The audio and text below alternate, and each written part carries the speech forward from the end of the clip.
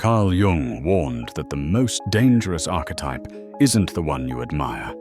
It's the one you can't even see. He called it the shadow, the hidden, repressed parts of yourself that don't disappear just because you ignore them. And Jung's warning was simple.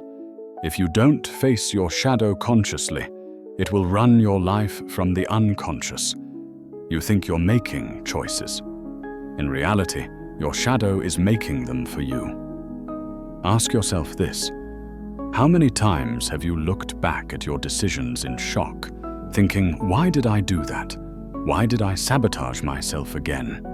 Why do I keep choosing the same kind of partner, walking into the same conflicts, repeating the same pain? Jung would say, that's not bad luck. That's your shadow archetype pulling the strings.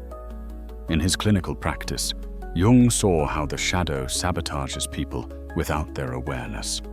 One patient came to him furious at her husband's dishonesty. She accused him of lies, deception, even cruelty.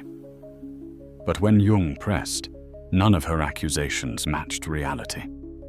Instead, Jung noticed she herself constantly twisted the truth to avoid shame, to gain sympathy, to protect her image. What she hated in her husband wasn't his behavior at all. It was her own denied tendency to deceive, projected outward where she could fight it in someone else.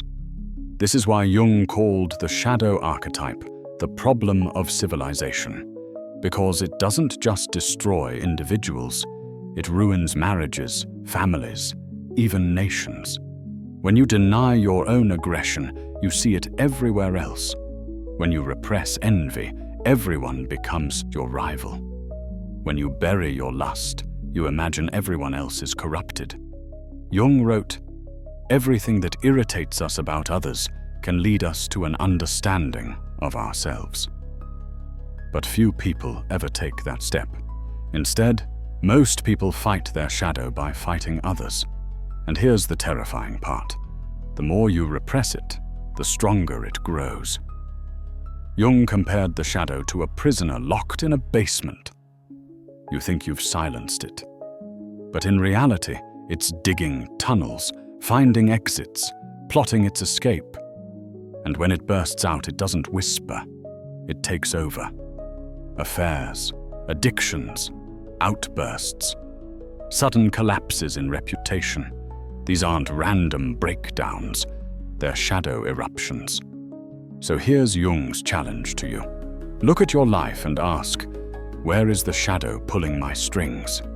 Because until you name it, the shadow doesn't just follow you, it controls you. And it does so with your full obedience, disguised as your own will.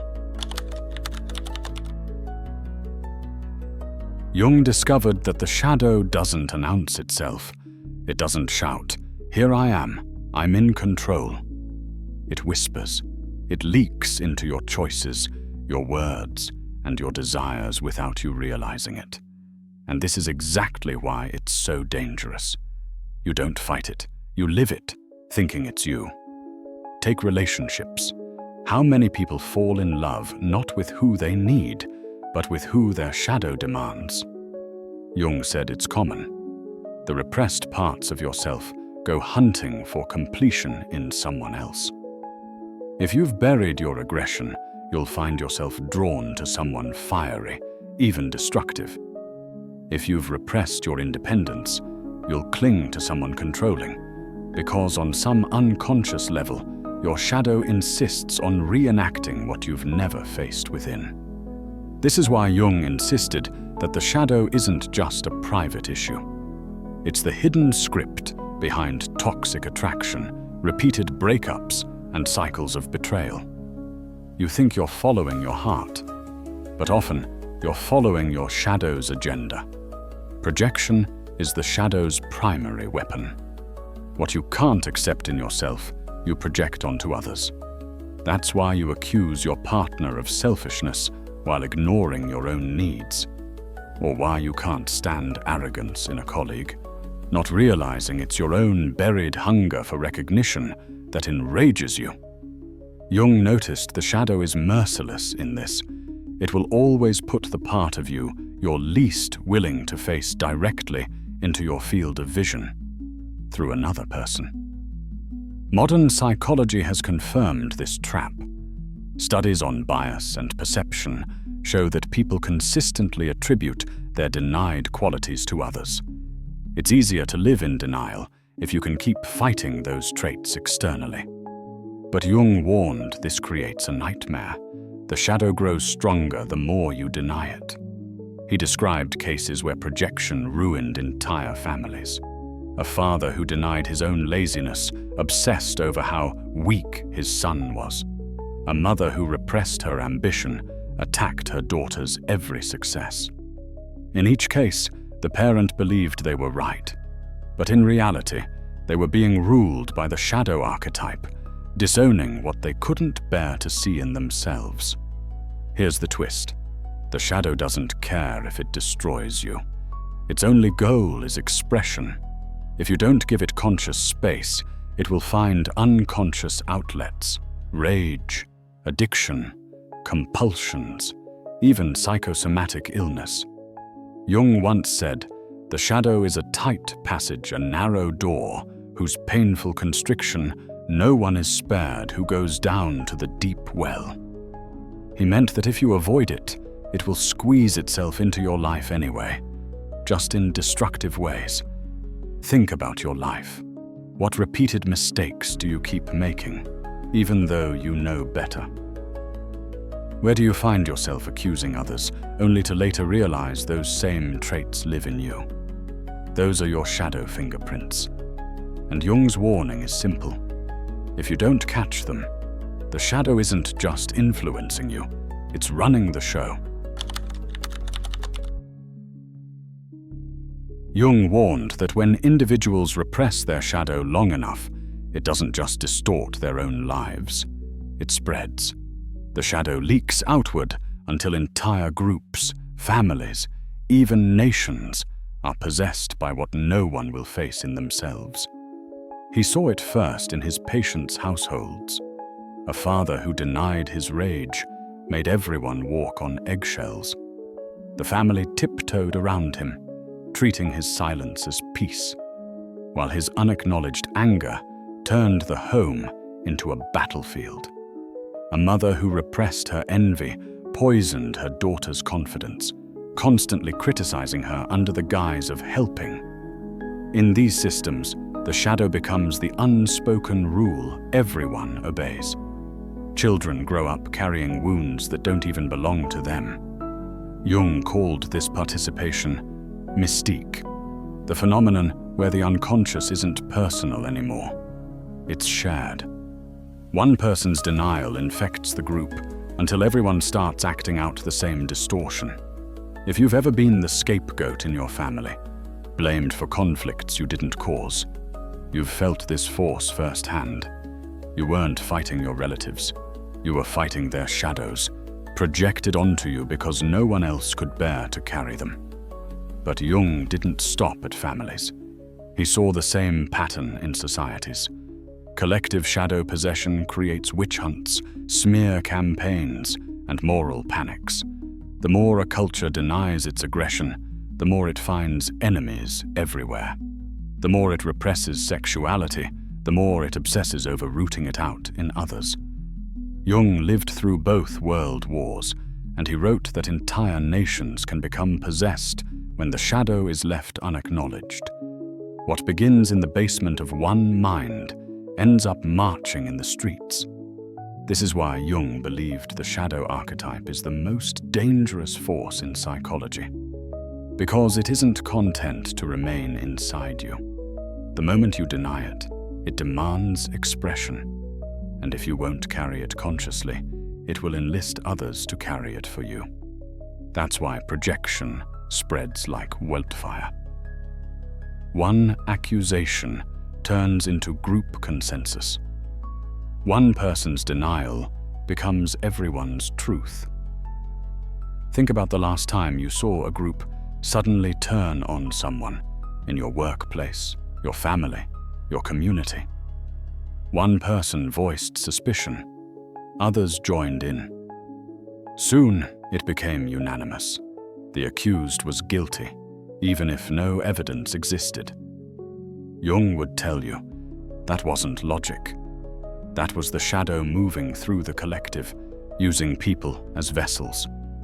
The terrifying part is this: once a group is possessed by shadow, reason collapses. Evidence doesn't matter.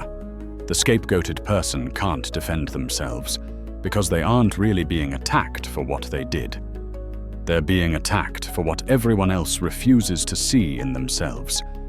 Jung's warning couldn't be clearer.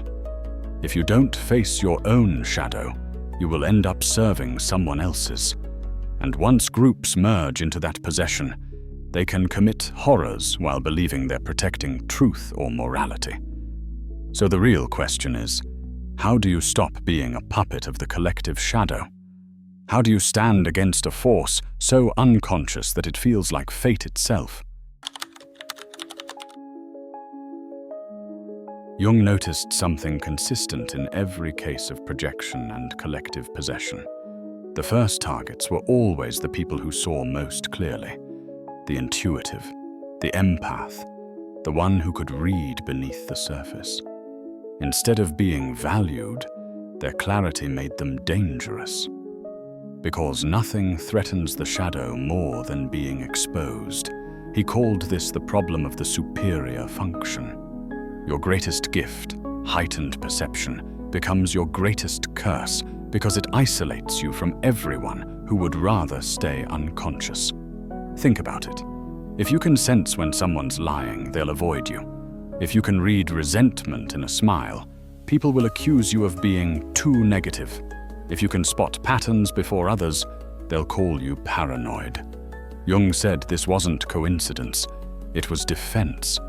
When people feel their shadow rising in your presence, they'll do anything to silence you, even blame you for the very thing they carry.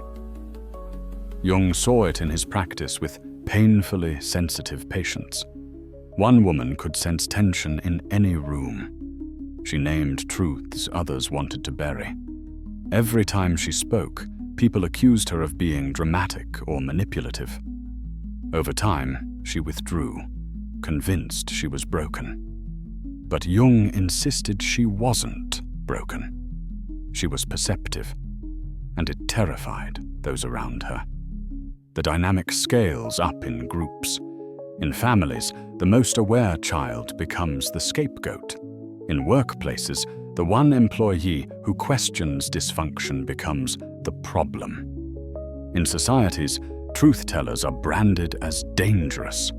Jung warned that when projection spreads, the perceptive individual is sacrificed first, not because they're wrong, but because they're too right. Modern research confirms this. Studies on highly sensitive people show they process information more deeply, notice micro-expressions others miss, and respond strongly to unspoken cues. It's a survival gift. But in unconscious environments, it feels like a curse. Because instead of being appreciated, their presence forces others to confront truths they're desperate to avoid. And here's the paradox Jung highlighted. The scapegoated person starts doubting themselves. When everyone accuses you of being too sensitive, too suspicious, too intense, eventually you wonder, am I really the problem? That's how the shadow wins.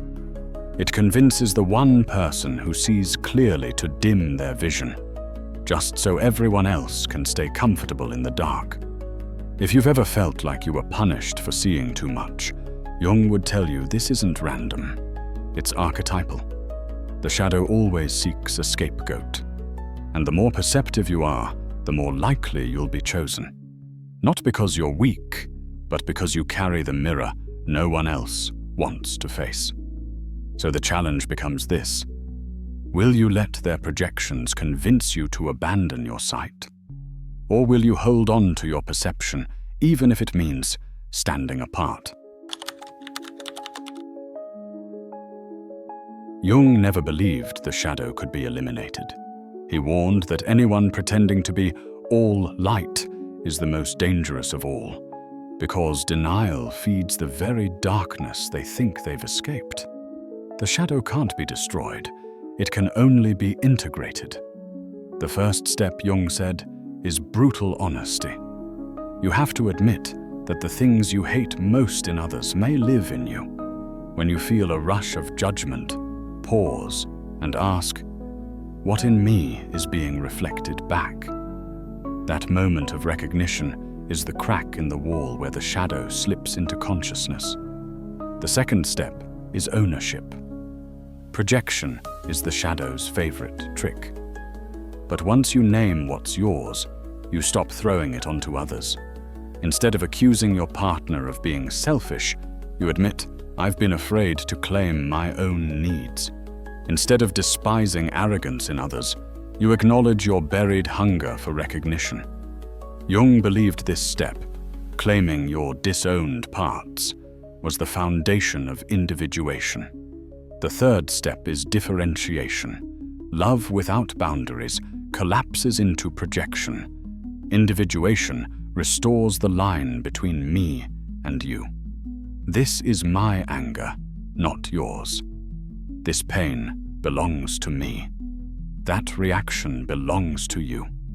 Without this clarity, relationships decay under the weight of misplaced shadows. With it, love becomes possible again. Finally comes conscious relationship. Jung wrote, "The meeting of two personalities is like the contact of two chemical substances. If there is any reaction, both are transformed." Real intimacy doesn't come from avoiding each other's darkness, but from facing it together. Two people who admit their shadows can stop blaming and start building. The shadow doesn't disappear, but it loses its destructive power once it's owned. Modern psychology echoes this. Therapists who practice shadow work see it every day. The moment a client stops externalizing blame and starts owning their projections, their relationships shift, conflicts soften, trust rebuilds, not because problems vanish, but because both partners finally know what belongs to them. So here's Jung's final challenge to you. Stop asking, how do I get rid of my shadow? And start asking, how do I live with it consciously? Because the truth is, your shadow isn't your enemy. It's your unfinished self. Everything you repress, anger, ambition, desire, fear, carries energy you need for wholeness. When denied, it destroys you. When integrated, it strengthens you. The choice is stark. Ignore your shadow, and it will keep controlling you from the dark. Face it, and it becomes the doorway to individuation. The process Jung believed was the real purpose of human life. If this resonates, drop a comment. I see my shadow. Because the moment you choose to see it, you take back the control it's been using all along.